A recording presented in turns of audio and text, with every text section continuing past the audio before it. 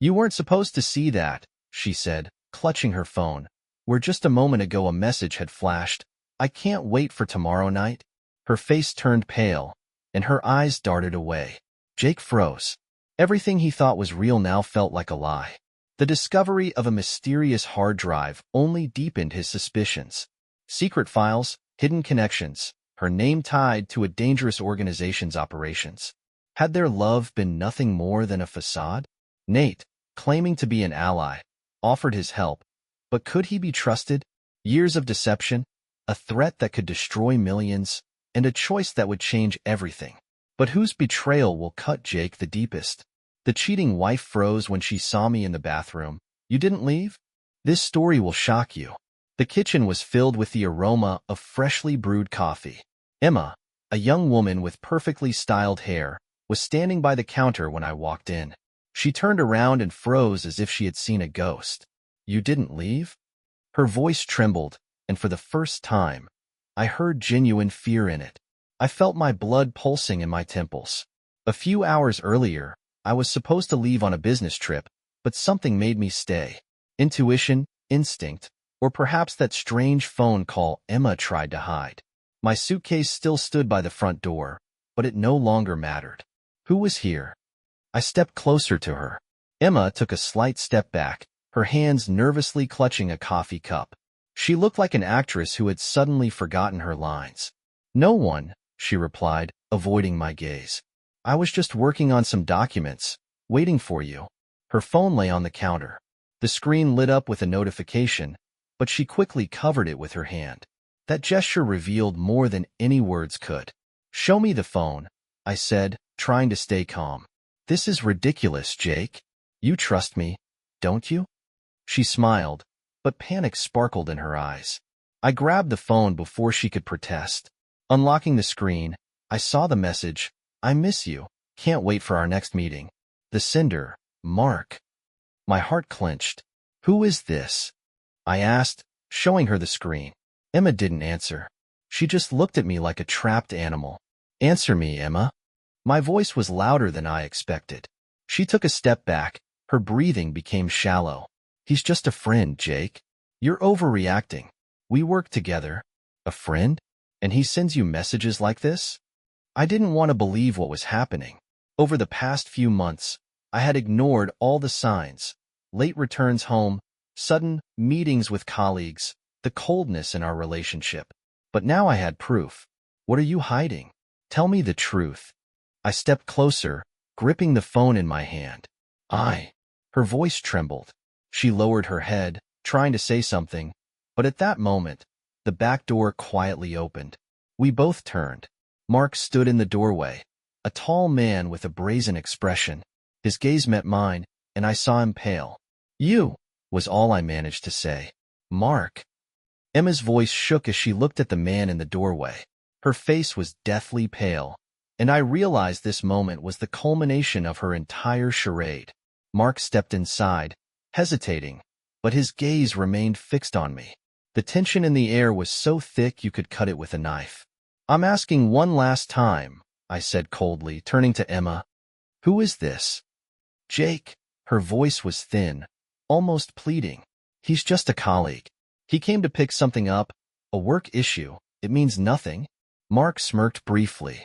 There was a fire in his eyes, challenging everything Emma tried to hide. A work issue? Really? His tone was calm, but dripping with sarcasm. Is that what you call it, Emma? And what about last night? Or are you planning to stay silent about that too? I froze. It was as if a bomb went off in my head, leaving only fragments of thoughts. Last night? What happened last night? Shut up, Mark. Emma turned sharply to him, her voice rising to near hysteria. You're just making it worse. Making it worse? Mark stepped closer, his posture showing he was no longer afraid. You were the one who asked me to stay last night. You were the one who said you couldn't stand this farce with Jake any longer. My hands clenched into fists. Mark's words hit me like a hammer. My heart pounded, and rage boiled in my veins. Emma, is this true? I barely recognized my own voice. It was low, filled with pain and betrayal. She said nothing. Her eyes darted between me and Mark, like a cornered animal. Tears glistened on her face, but at that moment, I could no longer tell if they were genuine. "Tell him the truth," Mark continued, his tone almost calm. "Tell him you want to be with me." Emma sobbed, her hands gripping the edge of the counter tightly. I didn't want it to be like this." She tried to find the words, but they seemed meaningless. You didn't want it?" I took a step toward her, feeling the ground shake beneath me. "Then explain what all of this means, Emma. You lie to my face and then invite your lover into our home? It's not like that, Jake." Her voice cracked, and she lowered her head. Not like that?" Mark interrupted again, his laugh short and contemptuous. "And how is it, then? This was your idea to start all of this, remember? You were the one who said your marriage was just a façade." Those words were the final blow. I felt my rage spiral out of control. I grabbed Mark by the collar and shoved him against the wall. "How dare you come here and say this in my house?" I growled, ignoring Emma's frightened screams. Mark didn't try to fight back.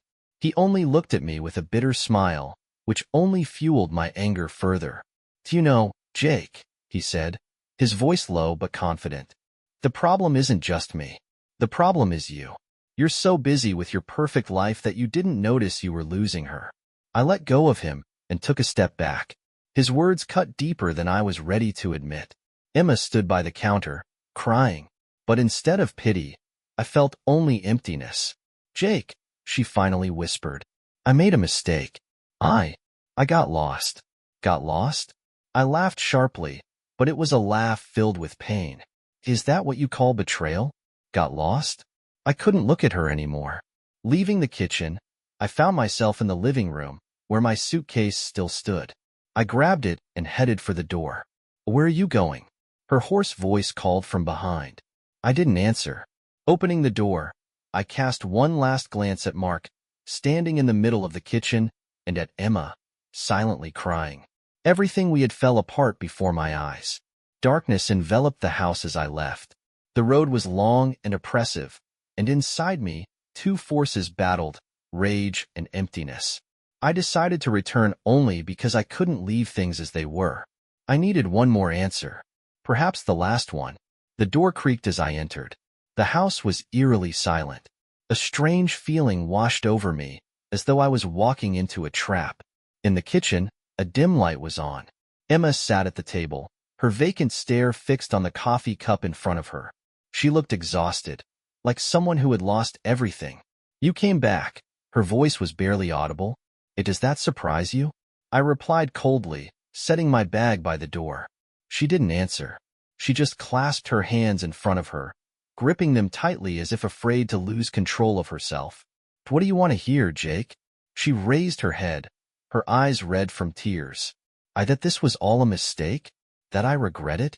I've already told you that. But you weren't listening. "Because your words mean nothing," I snapped, stepping closer to the table. "You say you regret it, but your actions say otherwise." Emma stayed silent, but her lips trembled. For a moment, it seemed like she was about to say something important, but instead, she just shook her head. "Do you know what bothers me the most?" I continued. "It's that even now, you can't tell me the whole truth. Do you expect me to just forget everything? For it all to go away?" She abruptly stood up from the chair. Her hands gripped the edge of the table, and she nearly shouted, "I've already told you the truth.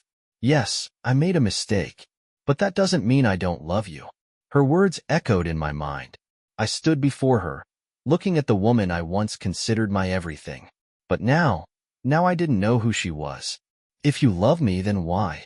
I asked, my voice quiet but filled with pain that tore me apart from the inside. "And why did you let this happen?"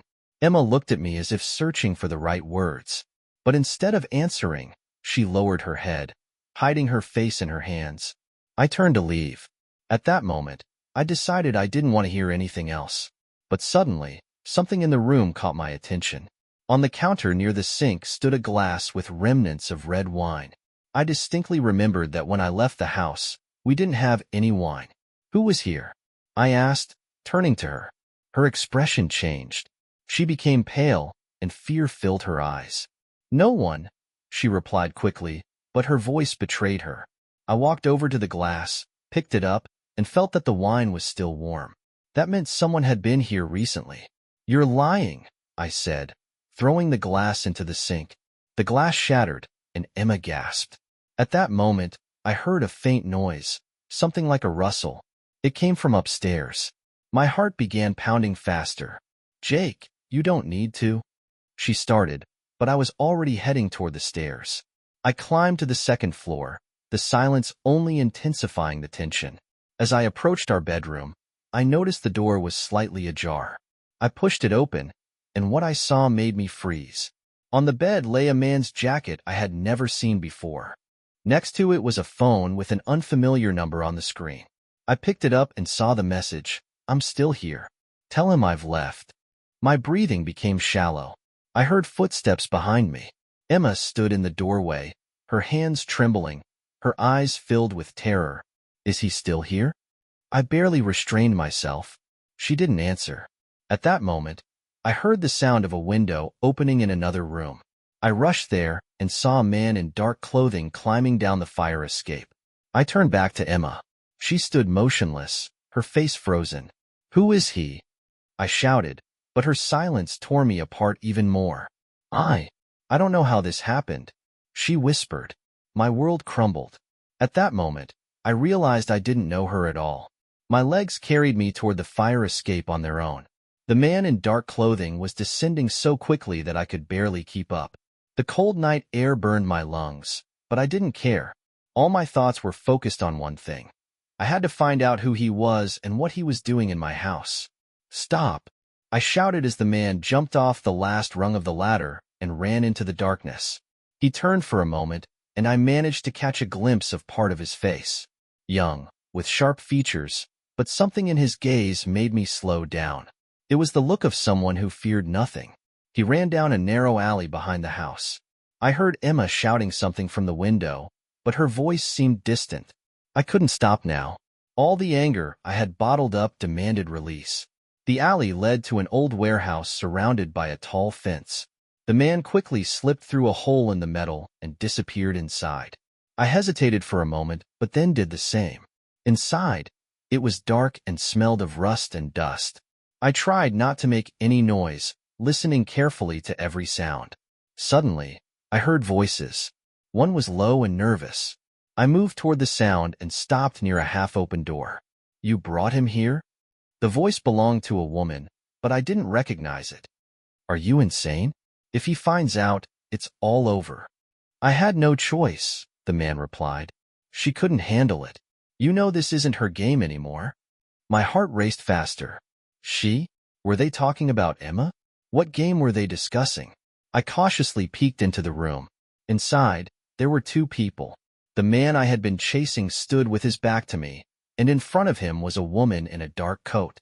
Her face seemed familiar, but I couldn't recall where I had seen her before. "We can't keep this up," she said. "He's already suspicious. And if he finds out, it won't just jeopardize us, but everything we've worked on." "I know, but we have no choice," the man replied. She promised she could handle it, but Jake complicated everything. Hearing my name made me stiffen. They were talking about me? Who was this woman, and how was she connected to Emma? "He doesn't know anything," the woman said, though doubt laced her voice.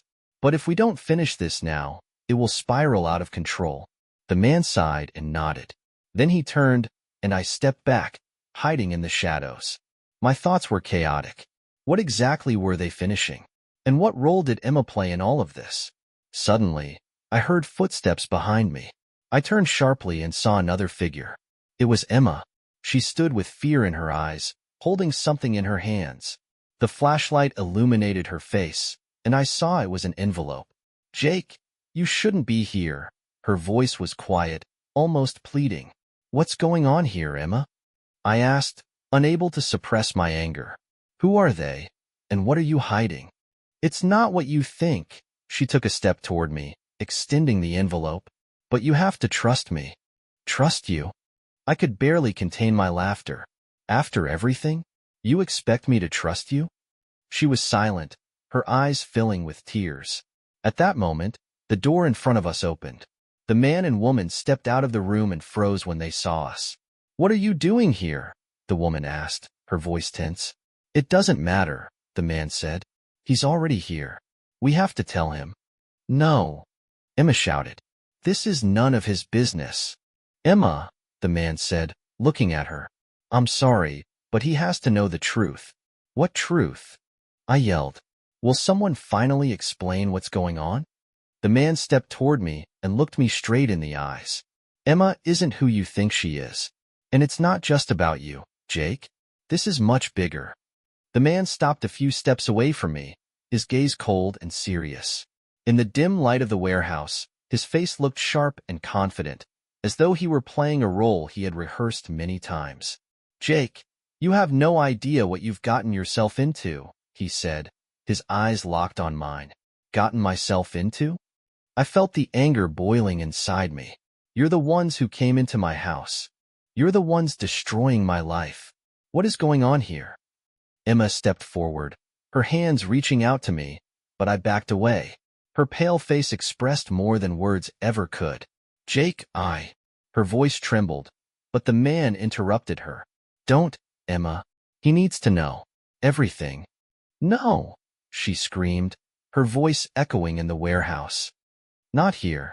We can explain everything, but not now. Enough, I shouted, and everyone fell silent. You're both going to start talking right now, or I'll find out the truth myself. The man stepped closer, and I clenched my fists, ready to defend myself, but he only sighed. Fine, he said. No more games. Jake, your wife works for us. She's an agent. The heavy words hung in the air. I tried to process them, but it seemed so unreal that I couldn't say anything. I looked at Emma. She stood there with her head lowered. Is this a joke? I barely contained a laugh that turned into nervous chuckling. An agent? Emma? It's true, the man replied. She's been working for us for 5 years. Her task was to build a relationship with you. It was part of an operation. My heart stopped. I felt the ground slipping away beneath my feet. Emma, my Emma, had been lying to me this whole time? That's not true, I whispered, trying to hold on to any shred of reality. Tell me it's not true. Emma raised her head. Her eyes filled with tears, but they offered no comfort. Jake, I didn't want it to happen like this, she said. At first, it was an operation. But then, everything changed. I fell in love with you. That wasn't part of the plan. Her words hit me like a gunshot. Fell in love? Part of the plan? My mind refused to accept it. How was this an operation? I asked, refusing to look at her. My focus was on the man. What organization is this? And why me? We can't tell you everything, he said, but your name was on a list. We thought you were connected to what we're investigating, and you decided to use her? I pointed at Emma, who stood silently crying. Was that your idea? Or hers? It was my job, Jake, she said, her voice trembling. I didn't have a choice. You didn't have a choice? I took a step toward her, feeling anger surge through me again. You had a choice. You could have told me the truth. You could have just left. I couldn't leave, she replied, because I fell in love with you. Her words no longer mattered. I looked at her and saw a stranger. The woman I loved no longer existed. And now what? I asked, turning to the man. What do you want from me? This isn't over yet, he said. We need to finish the operation, and you're the key to it. Me? I laughed sarcastically. No thanks. I'm not playing this game. I turned and headed for the exit, but Emma grabbed my arm. Jake, please, she pleaded. If you leave now, things will only get worse. They won't leave you alone. Just like you? I pulled my arm free and looked at her one last time. You've lost me, Emma.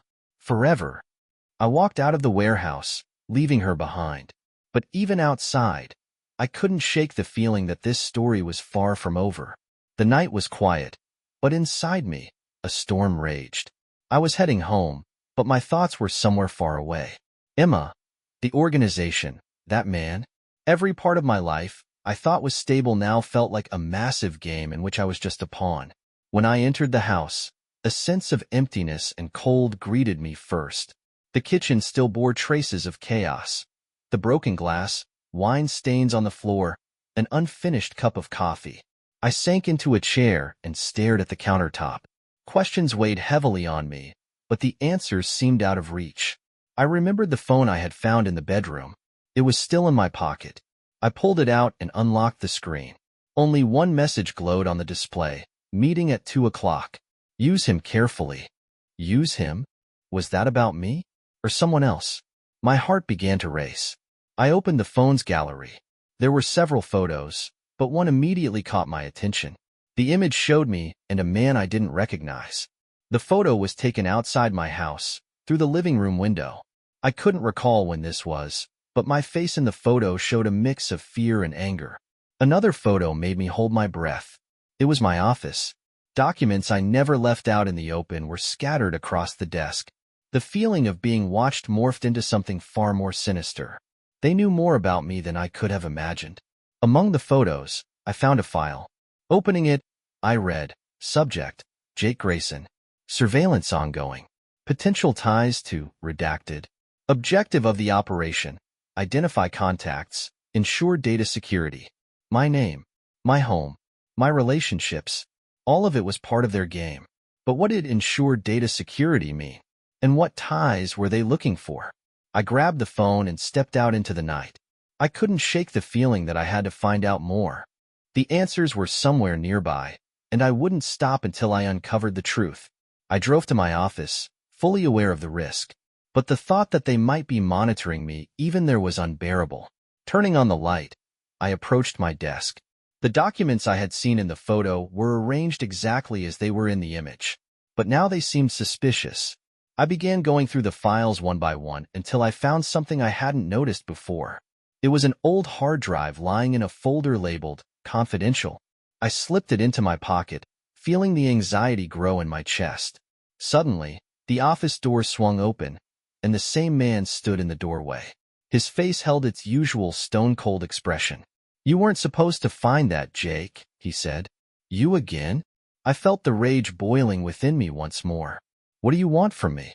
Why has my life become a game for you?" "You don't understand," he said, his voice calm. "You're not just a random target. Everything you're seeing is only the tip of the iceberg." "Then explain." I shouted. "Who am I to you? What do you want from me?" He nodded, as if making a decision, and stepped closer. "It's not about you.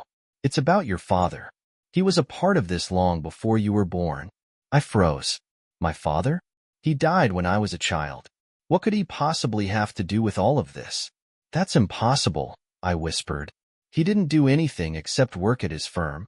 "He wasn't who you thought he was," the man said. "And now it's come back to haunt you." His words hit like an explosion. Memories from my childhood started flooding back. Moments that always seemed odd. Sudden moves. Unexpected late-night phone calls. But how did it all connect to me? "What do you want from me?" I asked again. "We only want one thing," he said, looking me directly in the eye. "You have to help us finish what he started." "And if I refuse?" I held his gaze, refusing to flinch. "That's not an option." His words sounded like a sentence. I stood in silence as he walked out, leaving me with a million questions. But one thing was clear. I was now part of a game I didn't understand, and there seemed to be no way out. When the office door closed, I was left alone with my fears, my questions, and the hard drive in my pocket. It pulled me like a magnet, even though I understood that the answers I found might be worse than the unknown. I returned home, locked the door, and opened my laptop. My heart pounded faster than usual, my hands trembling as I inserted the drive. A few files appeared on the screen. Most had cryptic names, but one was labeled simply, Protocol, Subject Jake Grayson. Clicking on the file, I saw a series of documents. They were reports, correspondence, photographs. The very first lines made me stop in my tracks. Objective of the operation: identify potential connections to individuals associated with Martin Grayson. Jake Grayson, son of Martin Grayson. This name echoed from the past. My father. A man I knew so little about that it was as if I knew nothing at all. He died when I was a child, and my mother rarely spoke of him. I thought he was just an ordinary accountant who worked hard to support his family. But now, it all looked entirely different. I scrolled further and saw photos taken decades ago. In them, my father stood alongside people I didn't recognize but who looked influential. Their faces were labeled only with initials. Some photos were taken in offices, others at secretive meetings. In the next file were transaction records. Large sums of money transferred to accounts in various countries. Beside them was my father's signature. But the most shocking thing was the last item, a document signed by his hand, marked classified. It confirmed his involvement in a secret project called Black Codex. "What the hell is this?" I whispered, flipping through more pages. Next was a video file. I hit play, and an image of my father appeared on the screen. He looked younger than I remembered, and his voice sounded confident. "If you're watching this, it means I'm gone," he said. "Jake, I know you might find this message. And if you have, you probably already understand that I'm not who you thought I was." I felt tears welling up. My father's voice sounded alive, as if he were right there beside me. "You need to know that I did this for you and your mother. But what I got involved in spiraled out of control. If the organization finds you, they will try to use you just as they used me." The video ended. I sat in silence, trying to process what I had just heard. My father, the organization, they were coming after me because of his past. Suddenly, the laptop shut off. The connection was severed, and an eerie silence filled the house. I heard a faint noise from the hallway, footsteps. Someone was in my home. I stood up, grabbed the nearest heavy object, a metal figurine, and followed the sound. The hallway was dark, but I could clearly see a shadow moving toward the bedroom. "Who's there?" I shouted, gripping the figurine tightly. Silence. I moved closer, and suddenly the bedroom door opened. Emma stepped out. Her face was pale with fear, and she held a phone in her hands. "What are you doing here?" I asked, not lowering the figurine. "Jake, I came to talk." Her voice was quiet, almost pleading. "I know what you found, but that's only part of the truth." "Part?" I laughed bitterly. "What else are you hiding?" "I didn't know about all of this until it was too late," she said, stepping closer. "But now they're using you, and I can't let them do that." "You already did." I stepped back. "You were part of all this." "I was. But now I want you to know the truth. Your father wasn't just an accountant. He was an agent. And they're coming after you because they think you have access to the information he hid." "Information?" I remembered the video. "What information?" "It's what they're after. And if you don't give it to them, they'll destroy everything you have." I felt anger and despair building in my chest. I no longer knew whom to trust. Everything I thought was real had been shattered. At that moment, a voice came from behind. "She's telling the truth, but only part of it." I turned and saw the man who had been following me all this time. He stood in the doorway, calm and confident. "Jake," he said, "your father left the key to everything, and now it's in your hands." My gaze darted between Emma and the man in the doorway. They both stood silent, tense as if a string between them was about to snap. But their eyes shared something in common: fear. Fear of what was about to be revealed. "I'm not playing by your rules anymore," I said, taking a step back. "Do you still think I'm a fool? That I'll let myself be a pawn in your game?" "Jake," Emma began, her voice trembling, "we're not here to hurt you. We want to help. But for that, you need to trust us." "Trust you?" I laughed, but it was filled with despair. "After everything that's happened? You betrayed me, Emma. And you," I pointed at the man, "didn't even bother to introduce yourself. Why should I trust either of you?" The man stepped forward. His stance remained confident, but urgency laced his voice. "My name is Nate. I worked with your father. And trust me, Jake, you have more power than you can imagine." I laughed again. "Power? Me? A man whose life had just fallen apart?" "I saw the documents," I said. "I know my father was connected to your Black Codex, but I don't understand what that means. What is this key you're talking about?" Nate and Emma exchanged a glance. Their silent communication spoke more than any words could. They knew something I didn't, and it was more important than everything that had happened so far. "Your father," Nate began, "was working on creating a system that could break any secure code. Government databases, private archives, even financial systems. All of it would be accessible with the Black Codex. But he realized that this technology was too dangerous. It could destroy the world. And what? I interrupted. He decided to destroy it? No, Emma replied. He created a key that allows the Black Codex to be activated. Without this key, the system is safe. But the key disappeared after his death. And now you've found it, Nate added. You didn't even realize you had it all this time? I stared at them, trying to understand what they were talking about. Then I looked at the hard drive still in my hands. It's here, isn't it? I asked. On this drive. Nate nodded. If you open it, he said, you'll gain access to the system. But you'll also put yourself in danger. Those who are searching for the Black Codex will stop at nothing. Then why do you want me to open it? I felt anger rising within me. Do you want to use me just like you used my father? No. Emma shouted. Jake, we want to destroy it. But we need the key to do that. Her words sounded sincere, but I couldn't trust her. My mind was fighting with itself. They both could be lying, and I couldn't take the risk. Let me think, I said, putting the drive in my pocket. We don't have time, Nate warned. They already know you found the drive. If you open it anywhere but where we tell you, you could be in danger. I'll decide what to do, I snapped. Now leave. Nate looked at me one last time but said nothing. Emma wanted to say something, but she fell silent when she saw my expression. They left, leaving me alone in a house that no longer felt like mine. I knew I couldn't stay home. Taking my laptop and the drive, I went to a hotel to figure everything out in silence. But when I plugged in the drive, a prompt appeared on the screen. Enter access code. Access code? I didn't know any codes. In a panic, I began reviewing the video my father had left. Only then did I notice a detail I had missed before. In the background of the video, on the shelf behind my father, there was a small globe. On it, coordinates were marked. I entered them into the access field.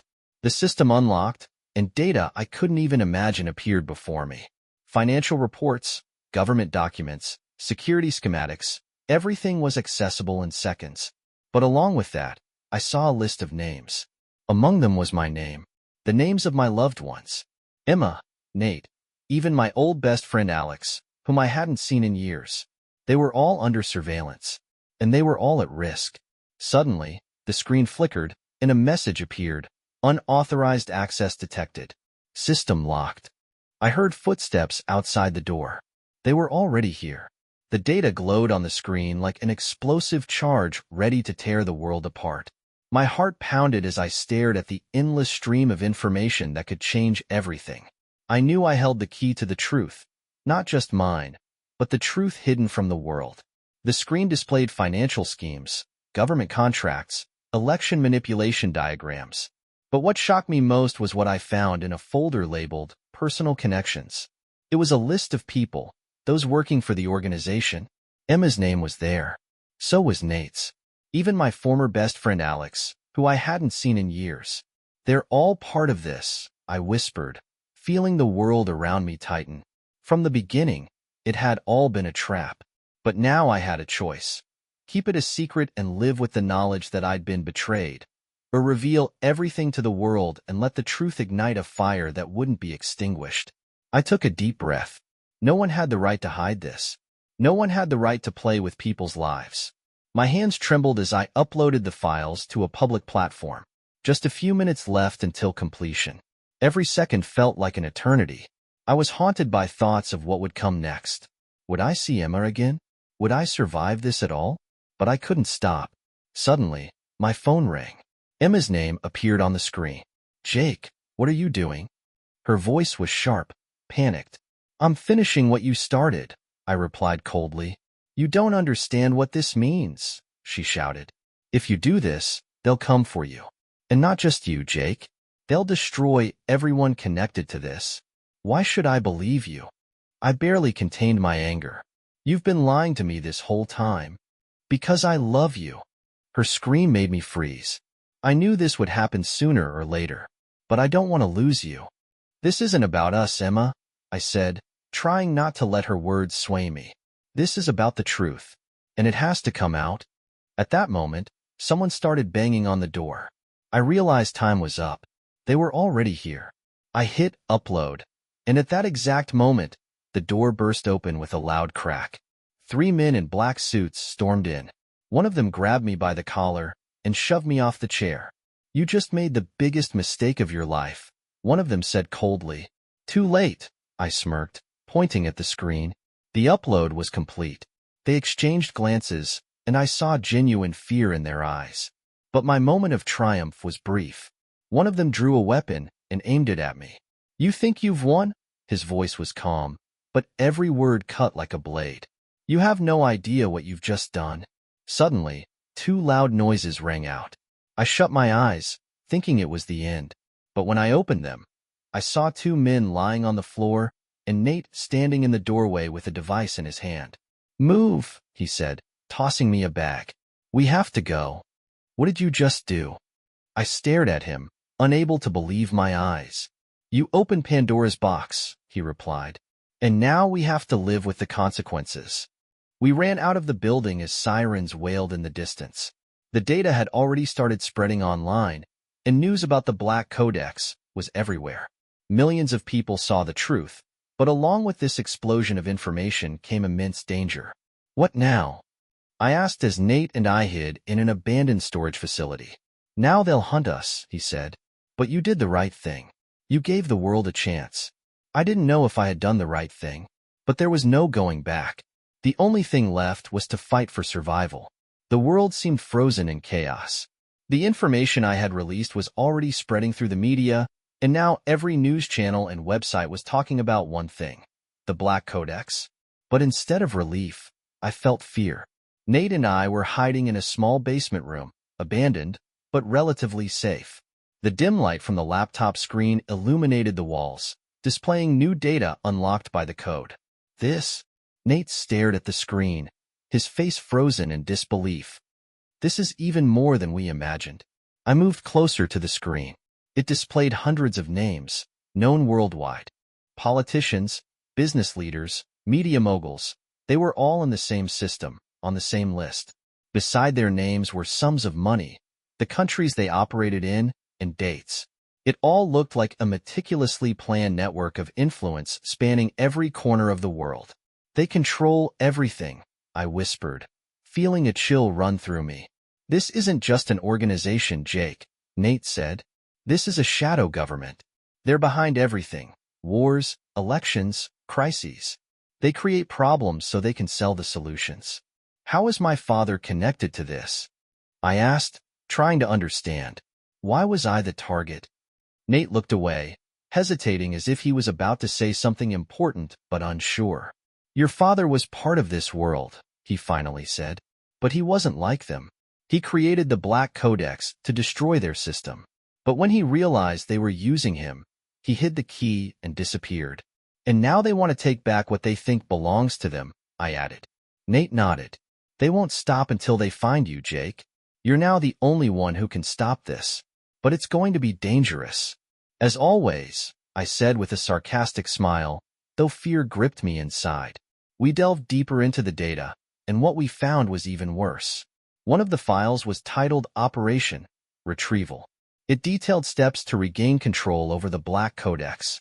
The operation included eliminating everyone connected to this information. "This is a target list," Nate said, pointing at the screen. "They've already started." I scanned the list. Emma's name was there. Her surname was circled in red. "They want to kill her," I said, feeling panic rise in my chest. "She knew what she was getting into," Nate replied. "But that doesn't mean we can just stand by." "She betrayed me," I argued. But the words felt hollow. "And you betrayed them," Nate said, looking directly at me. "But that doesn't justify death. We need to find her."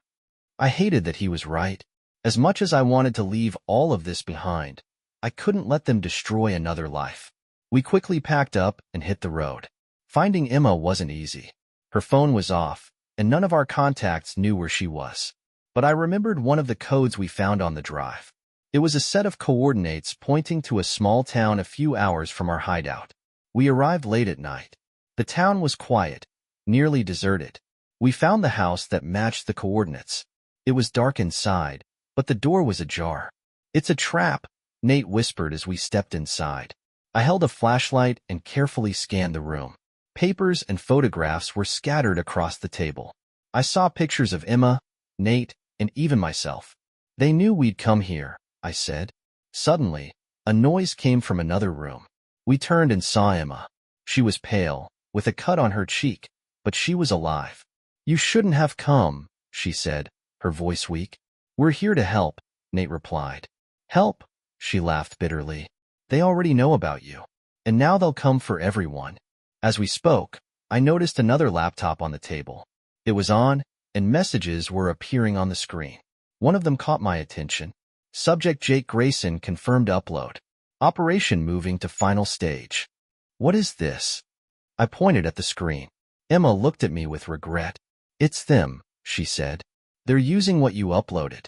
You didn't uncover the truth, Jake. You gave them a new weapon." "What do you mean?" My heart pounded harder. "They're planning to use this data to eliminate their enemies," she said. "You've opened the door to their complete control." I felt the ground fall away beneath me. Everything I'd done, everything I'd tried to dismantle, was now working against me. The darkness in the room felt heavier than usual. Emma's words echoed in my head. "You've opened the door to their complete control." My attempt to reveal the truth had turned into a catastrophe I couldn't foresee. We sat at the table, going through the data, when Nate abruptly stood and walked to the window. "We can't hesitate any longer," his voice was tense. "There's only one way to stop this. We have to destroy the system." Emma spun toward him. "Destroy it?" Her voice was filled with desperation. "Do you understand what you're saying? If we do that, we'll lose all the evidence. We won't even be able to prove they existed. We'll lose more if we let them use this data," Nate countered. "They've already started their operations. We have to act." "You're both forgetting one thing," I said, interrupting their argument. "If we destroy the system, it won't stop them. They'll find another way.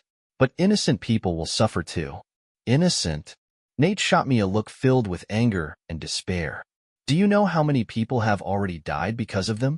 How long are you willing to wait while they destroy everything that matters?" I lowered my head. His words were true, but I couldn't bring myself to make such a decision. The choice was too heavy. Emma approached me and placed a hand on my shoulder. "Jake," she said softly, "you're the only one who can make this decision. But if you hesitate, we'll lose. They can't be stopped unless we do something radical." "Something radical?" I looked at her, trying to understand if she was being sincere. "You want me to become like them? To make a decision that will ruin the lives of millions?" She fell silent, and I noticed her expression change. Was that fear? Or something else? Nate returned to us with the laptop in his hands. "There's another file," he said. "It shows the operation has already entered its final stage. If we don't stop them now, we'll lose our last chance." I looked at the screen. The file contained data about several strategic attacks planned worldwide. They were using the information to spark chaos, and I realized we were running out of time. "How do you plan to do this?" I asked, feeling the weight of responsibility pressing down on me even harder. "We'll upload a virus into the system," Nate said. "It will destroy all the data, along with the Black Codex. They'll lose everything. But it's risky." Emma stood up, her face showing resistance. "It's too dangerous," she said. "If something goes wrong, they'll find all of us. And we won't even know if it worked." "We have no choice," Nate raised his voice. "This is the only way." I looked at Emma. Her reaction was strange. She seemed too tense, like someone hiding something important. "What do you know?" I asked her directly. "Is there something you're not telling us?" She paused for a moment before meeting my eyes. "No, Jake," she said quietly. "I just don't want to lose you. I've already lost too much." Her words sounded genuine, but I couldn't fully trust her anymore. I turned to Nate. "How do we do this?" I asked. He pulled a flash drive out of his pocket. "This is the virus. We'll connect it to the central system. Once it's in, we'll have a few minutes to escape. But if we don't make it out in time, they'll find us." I nodded, feeling my heart tighten with anxiety. We headed to the server facility. It was a large, heavily guarded building. Getting inside was difficult, but Nate seemed to know what he was doing. We made our way to the server room, and he began connecting the flash drive. "We've got 5 minutes," he said, watching the screen. "If we don't finish by then—" Suddenly, the door burst open, and men in black suits entered. They were armed and looked ready to eliminate us. "Stop now," one of them said, "or you'll all die." Emma suddenly stepped between them and us. "Wait," she shouted. "I can help you, but leave them alone." Her words felt like a knife to the back. I looked at her, unable to believe what I was hearing. "Emma, what are you doing?" I yelled. "I'm trying to save us," she replied, but her voice sounded hollow. Nate pushed me toward the door. "We have to finish this," he said. "This is our only chance." The darkness felt heavier than usual as Nate and I crept through the corridors of the server facility. Emma stayed behind with the organization's agents, but her last words about helping them still echoed in my mind. Was she betraying me again? Or was this an attempt to salvage the situation? "We're almost there," Nate whispered, leading me down a narrow passage to the main server room. His confidence was almost irritating. He knew what he was doing, and that only made me more suspicious. When we entered the server room, the space was filled with the hum of machines. Panels with blinking lights resembled a living organism, breathing and pulsing, keeping the organization alive. Nate quickly inserted the flash drive into a port and began typing commands. "This will take a few minutes," he said. "We need to be ready to leave as soon as the virus uploads." I nodded, but a thought pulsed in my head. Something wasn't right. It was all too smooth, too perfect. Then I remembered Emma's words. "They already know about you." I cautiously stepped closer to Nate. He was focused, his fingers moving quickly across the keyboard. But I noticed something strange. Lines of code on his screen didn't match what he said. This didn't look like destroying the system. It looked like a redirection. "What are you doing?" I asked, feeling a cold fear rising in my chest. Nate stopped and slowly turned to me. His face remained calm, but there was exhaustion in his eyes. "I'm doing what needs to be done," he said. "Jake, you need to understand. There are no clean players in this game." "Clean players?" I stepped forward. "You're telling me you're working for them too?" "No," he replied. "I'm working for myself. I have my reasons. And if you want to survive, you'd better let me handle this." "You betrayed me," I whispered, but his expression didn't change. "This isn't betrayal, Jake. It's survival. And if I don't do this, no one else will." I felt my thoughts spinning. Nate, Emma, the organization, they had all deceived me. And now I was standing at a crossroads. Trust Nate or stop him, even if it meant risking both our lives. "You don't have much time," Nate said. "If you want to save yourself and the people you care about, let me finish this." I hesitated. Something in his voice made me doubt. He sounded sincere, but I could no longer afford to trust. "No," I said, stepping closer. "I won't let you do this." Nate turned back to the monitor, trying to enter the final commands, but I grabbed his arm and shoved him away. We both fell to the ground, and his laptop crashed onto the floor with a loud thud. "You don't even know what you're doing," he shouted, struggling to break free. "Maybe I don't," I replied, holding him down. "But I know one thing. I'm done being part of this game." We wrestled as the virus began uploading. I got to my feet and looked at the screen. There were only a few seconds left until completion. "Jake, if you do this, you'll lose everything," Nate said from the floor. "They'll come for you, and no one will save you." "Maybe," I said, pressing the final button, "but at least I'll do it right." The screen lit up red, and the servers began shutting down. The machines, once seemingly invincible, were now lifeless. The virus had done its job. Nate and I ran out of the building as chaos erupted inside. Sirens, screams, and the blaring of alarms blended into a deafening cacophony. I turned back and saw the server room windows burst into flames. It was the end of the Black Codex, but I didn't feel triumphant. I knew there would be consequences ahead. The world wouldn't become better because of this. But I had done what I could. Emma was waiting for us in the car. Her eyes met mine, filled with more questions than answers. We got in silently and drove away. A few weeks after those events, I received an envelope from an unknown source. Inside was a single note. "The truth never dies. You know this better than anyone. The game continues." I didn't know who had sent it. Maybe it was the organization, maybe Nate, or maybe someone else who was part of this game. But one thing I knew for certain, my story was just beginning. What do you think of this story? Did Jake make the right choice in deciding to destroy the Black Codex?